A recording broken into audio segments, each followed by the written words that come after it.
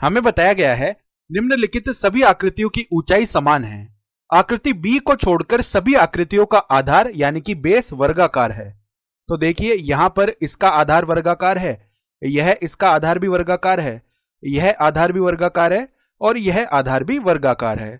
उसके बाद हमें कहा गया है आकृति सी को छोड़कर सभी आकृतियां प्रिज्म हैं।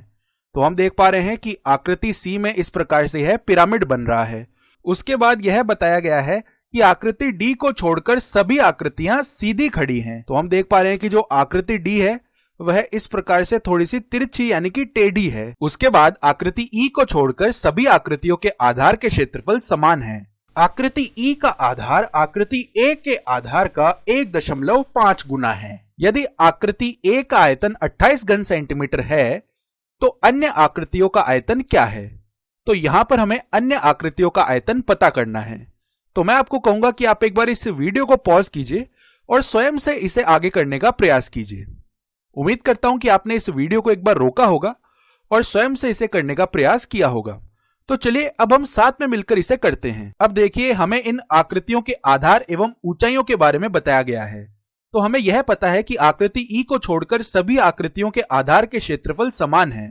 साथ ही साथ सभी आकृतियों की ऊंचाई भी समान है। तो इसे सोचने का एक तरीका यह हो सकता है कि इन आकृतियों के लिए आयतन यानी कि वॉल्यूम में आधार एवं ऊंचाई जरूर आ रहे होंगे। अतः यदि अब हम इस आकृति ए के लिए बात करते हैं तो यदि हम इस आकृति ए के आधार के क्षेत्रफल को बी कह रहे हैं तो देखिए यहां पर इस आधार के क्षेत्रफल को हम इस प्रकार से बी से दर्शा रहे हैं और साथ ही साथ इस आकृति ए की जो ऊंचाई है यानी कि हाइट है उसे हम एच से दर्शा लेते हैं।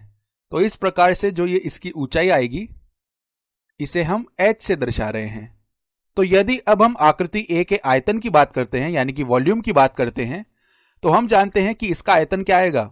जब हम इस आधार के क्षेत्रफल को इस आकृति ए की ऊंचाई से गुणा कर देंगे तब हमें आकृति ए का आयतन मिल जाएगा।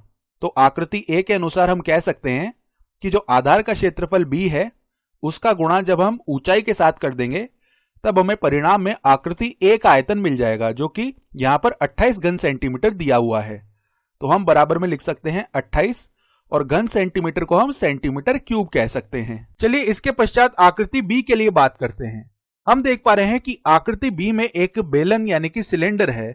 तो एक बेलन का आयतन क्या होता है, हम इस बेलन के आधार को इस बेलन की ऊंचाई से गुणा कर देते हैं। अर्थात बेलन का आयतन होता है बेलन के आधार का क्षेत्रफल गुणा में बेलन की ऊंचाई।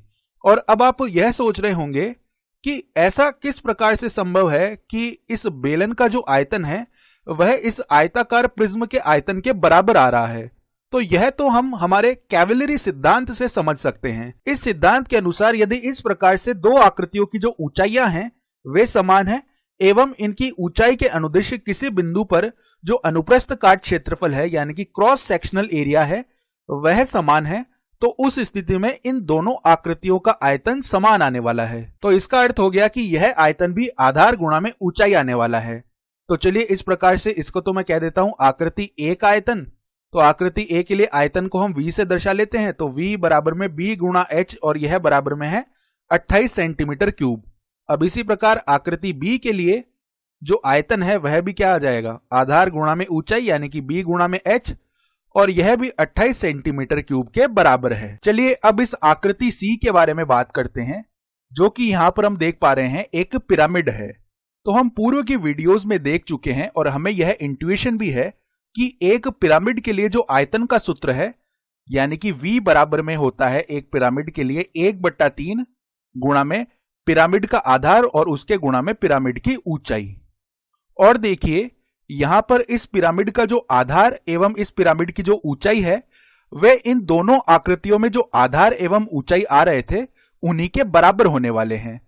तो यहां से मैं कह सकता हूं कि यह जो b गुणा में h का मान है यह मुझे पता है 28 सेंटीमीटर क्यूब के बराबर आएगा। तो हम लिख सकते हैं कि आकृति C के लिए जो आयतन है वह हो जाएगा 1/3 और इसके गुणा में b गुणा h का मान हमें पता है 28 सेंटीमीटर क्यूब है और इसे कुछ इस प्रकार से भी लिखा जा सकता है 28/3 सेंटीमीटर क्यूब, या यदि हम चाहें तो इसे 9 सहित 1/3 सेंटीमीटर क्यूब भी कह सकते हैं। चलिए अब हम आकृति डी में जो हमें इस प्रकार से तिरछा प्रिज्म दिख रहा है, इसके आयतन की बात करते हैं। तो पुनः हम यहां से कैवेलरी के सिद्धांत से कह सकते हैं कि आकृति ए के लिए जो हमें आयतन मिल रहा था वही आकृति डी के लिए आयतन होगा, और जो कि क्या होने वाला है, इस प्रकार से इसके आधार का क्षेत्रफल और गुणा में यहां पर इसकी ऊंचाई यानी कि हाइट। तो इसे हम लिख लेते हैं इस प्रकार से। देखिए यह ऊंचाई आ रही है और यह हमारा इसके लिए आधार का क्षेत्रफल है।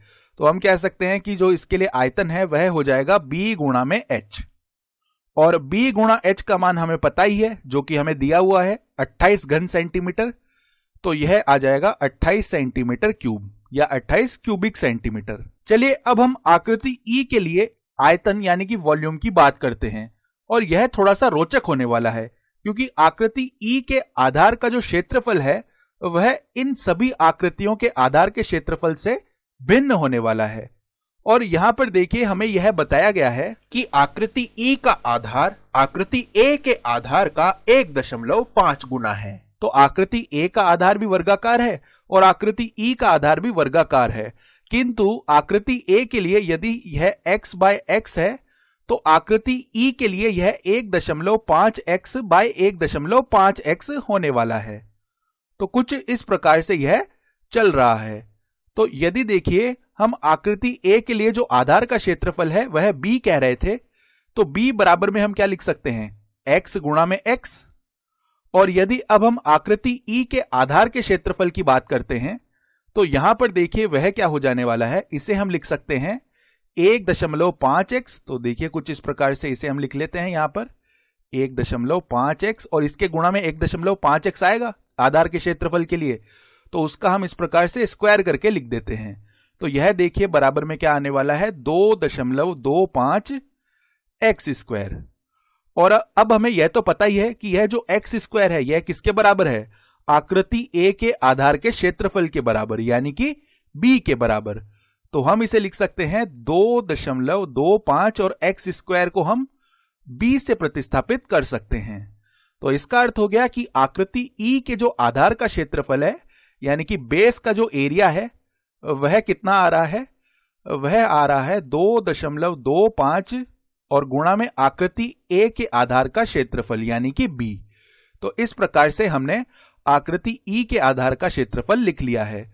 तो अब यदि मैं आकृति ई के लिए आयतन की बात करता हूं यानी कि वॉल्यूम की बात करता हूं तो वह क्या आ जाएगा, सबसे पहले हम आकृति ई के आधार का क्षेत्रफल लिखेंगे जो कि है 2.25 गुणा में b, और इसके गुणा में आ जाएगा आकृति ई की जो ऊंचाई है जो कि h के बराबर होने वाली है। अब देखिए यहां से हमें b गुणा h का मान तो पता ही है, यानी कि यह b गुणा h इस आकृति a के लिए आयतन ही तो है, जहां पर b तो इस आकृति a के आधार का क्षेत्रफल है और h इस आकृति a की ऊंचाई है। तो इसका मान हमें पता है 28 क्यूबिक सेंटीमीटर या 28 घन सेंटीमीटर के बराबर है। तो हम कह सकते हैं कि आकृति ई के लिए जो आयतन है वह हो जाएगा 2.25 और इसके गुणा में आ जाएगा 28 सेंटीमीटर क्यूब। अब देखिए इनको हम गुणा कर सकते हैं यानी कि 2.25 को हम 28 से गुणा करके यहां पर लिख सकते हैं। आप चाहे तो कैलकुलेटर का उपयोग भी कर सकते हैं। तो चलिए इनको गुणा करने पर हमें 63 सेंटीमीटर क्यूब मिलने वाला है। तो इस प्रकार से मैंने इसे लिख लिया और मैं उम्मीद करता हूं कि आपको यह समझ में आ गया होगा कि हम आकृति ई के लिए आयतन किस प्रकार से ज्ञात कर रहे हैं जब हम इस आधार का विस्तार हर विमा में 1.5 से कर देते हैं।